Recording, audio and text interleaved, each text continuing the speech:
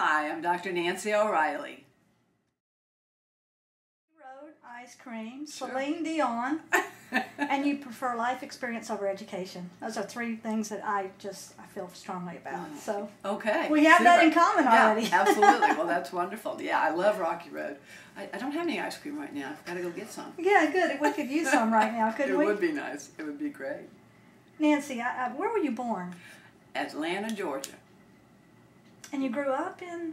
Actually, my father worked for Federal Aviation, so government you follow as he went higher and higher in FAA.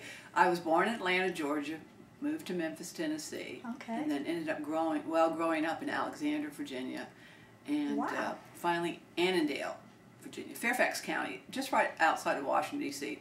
For government, that's the last stop, Washington, D.C. So, Okay. yeah, I grew up around Georgetown and Washington, D.C. It was a very neat place to grow up because history was alive.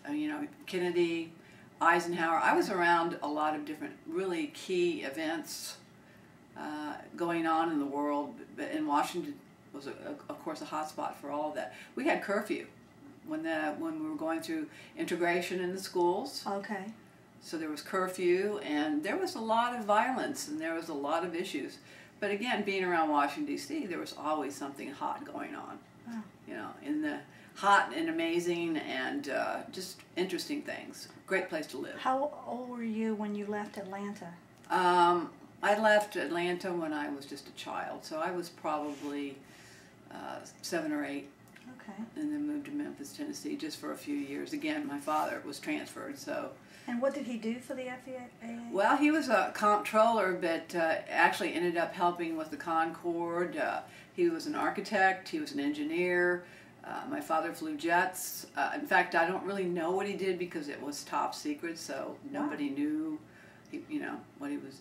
Okay, I see. So, FAA, Federal Aviation. So, how many brothers and sisters do you have? I have an older sister, Stephanie. She's 2 years older. 2 years and 2 days. We had to celebrate our birthdays on. We still, at least when I was growing up, wore the same dresses and celebrated our birthdays on the same day. I wore that same dress for 4 years, come to think of it. I still don't like that particularly. But I have 2 younger brothers. My brother, Brad, is a physician. He lives in Virginia Beach. And my youngest brother lives in Mesa, Arizona, and he works for Boeing. Okay. What kind of physician is your brother? He's a primary care physician. Okay. He's the kind of doctor that gets on his knees to talk to you. He'll go down to your level. He's a wonderful doctor. He's just as kind and just a huge heart. Well, that's very unusual these days to have a doctor spend time with you. Oh, yeah. Or touch you almost. Well, if he was any different than that, I would probably have had a few talks with him, but no, he's a wonderful doctor. And your sister, what does she do? My sister was a teacher, and she finally, they've tried to get her back so many times, the school system, all these teachers, these really seasoned, experienced teachers, they're losing them. And so they tried everything they could to keep Stephanie. Stephanie taught, though, 1st grade to 3rd grade. She was always an elementary school teacher. And if you spent much time around my sister's staff, you'd probably start to think, yeah, you're definitely an elementary school teacher. She'd probably come over and clean your face with a napkin if she needed to, if you saw some food on your face or whatever. So she's very nurturing. And yes, very nurturing. Your mother. My mother. Tell me about your mother. My mother, I guess probably the gift of gab. It's probably where I received that particular talent. My mother was a $1 million salesperson, real estate.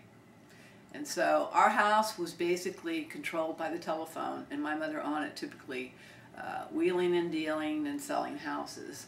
And so, this was something that I spent a lot of time around, was really listening to her. But she had an excellent way with people, but she also really knew how to sell houses and really was really good at it. But very sociable, outgoing. She just stopped playing golf a few years ago, and always very, very active. One of her greatest concerns, my mom's almost 90 years old, is not concerns, of course, is that, 2 things she wants to do. She'd love to play golf again. She'd love to go back to curves. But, those are the kinds of things. Your mom was a Moxy woman, I think. She was. She definitely was. Or is. She definitely is a Moxy woman, and she learned a lot from her mother, which was Nancy Shirk. I was named after my grandmother, by the way. I was going to ask you about that 4'11" Yeah, grandmother she's of yours. that 4'11" grandmother. She was probably, I learned more from her in many, many ways because I went away to school.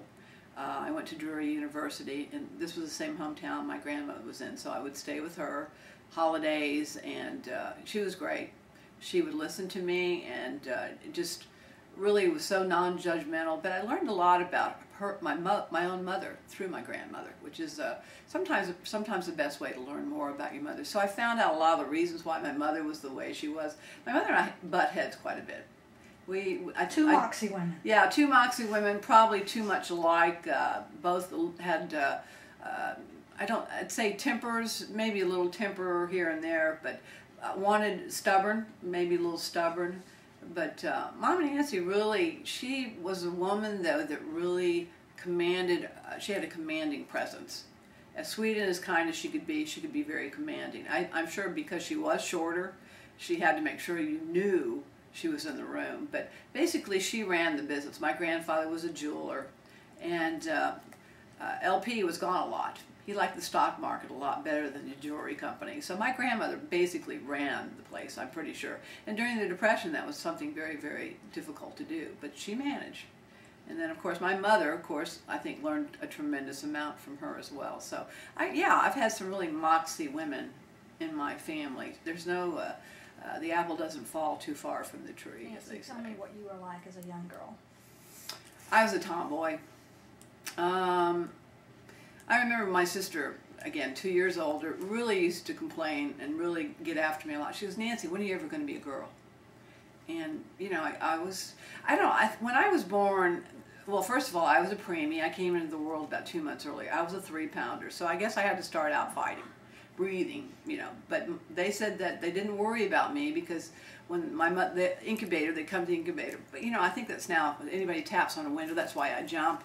But they'd come and tap on that incubator, and my little legs would kick and my diaper would fly off. So I mean, basically I was a tomboy. I enjoyed sports. I'd rather been outside playing and doing something like baseball, kickball, be down in the woods climbing trees. I'm pretty sure I knocked the air out of myself probably more than any child from falling out of trees, and that really hurt. Anyway, no, I was a tomboy, and like I said, my sister really was concerned that she didn't think I was ever going to be a girl. So I remember one day she said, well, why don't you fix your hair? Why don't you curl your hair? And I think I was almost 13 at the time, so I put rollers in the front of my hair. I thought that might be good enough, and she was just laughing at me continually because I really didn't seem to fit the mold of what she thought a girl should be. And this was my sister trying to get me to become a girl. So it took a little bit for me to really start being girly. I don't think I ever really have, come to think of it.